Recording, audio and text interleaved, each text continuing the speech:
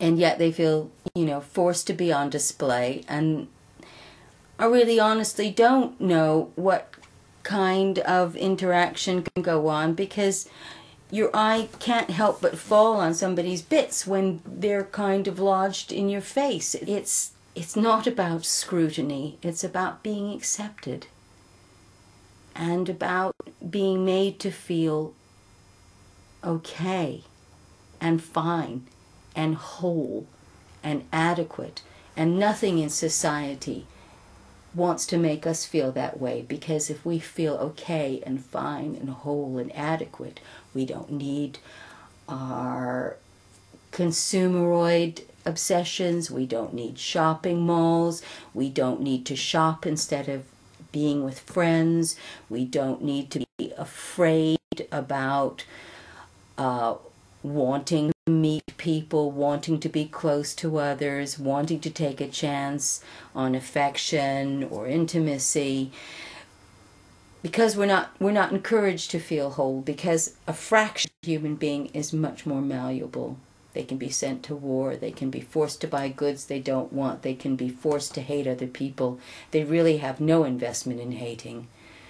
They can be made to feel prejudiced. Self-hatred is the best vehicle for making people do as they're told, because they're hungry to get approval that they're not getting, and they don't know how to give themselves approval.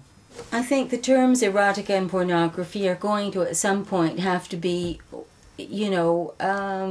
brought into the circle together, because pornography was based on the word pornos, which I think means like maiden of joy originally. The idea that being a prostitute, perhaps at some fabled distance from our times, was not a bad job to have, because you had a nice environment with nice people, and they were appreciative, and you were paid decently and dressed well and had a good place to live and were a respected person.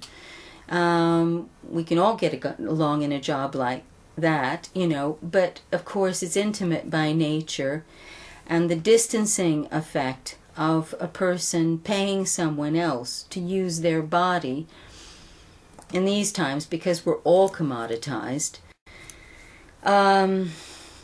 Prostitution, sexual victimization, the idea of a girl lying on a nasty looking bed in brand new shoes with goosebumps all over her arms and looking like she's probably thinking about what she's going to make for her baby's dinner when she gets out of this hellhole.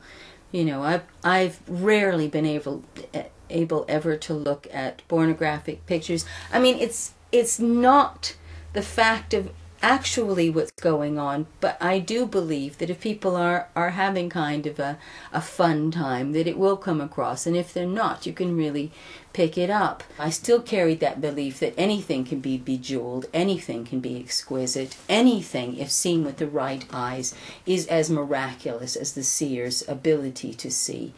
Pornography has been the detested, beaten underdog of human expression for as long as we've known modern culture. I mean, in ancient cultures, sexual imagery was just part of the human landscape. But when religion came in, when shame came in as a way of organizing people into a warlike situation, be ashamed of your sexuality, go out and fight that war, do the honorable thing, be a fighter, kill someone, be killed.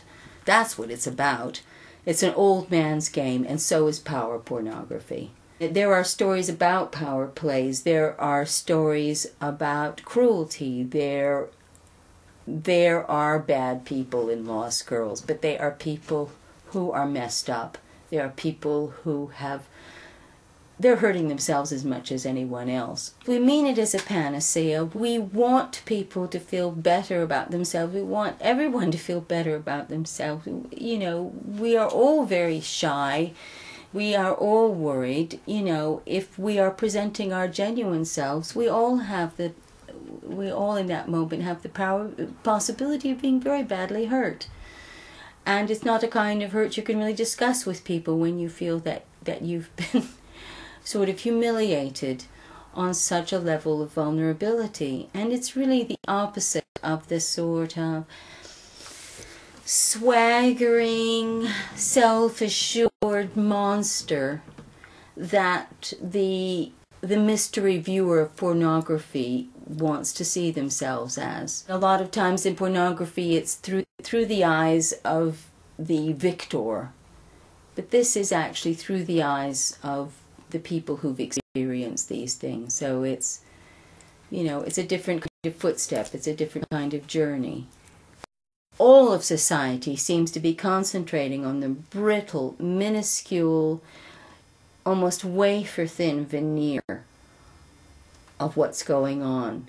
We don't wait for other signals to come through anymore. We don't hang out with somebody long enough to find out what kind of mind they've got, because honestly speaking, that's really the mind triggers all the other things. The mind is your garden. You know, your body may be your vessel, but your mind is your garden. And you've got a lovely vessel and a rotten garden. You know, how many times can you turn around that vessel before you get bloody sick of it? You know, but a garden is full of all sorts of things, and it's perennial and constantly growing in its own way and unfolding.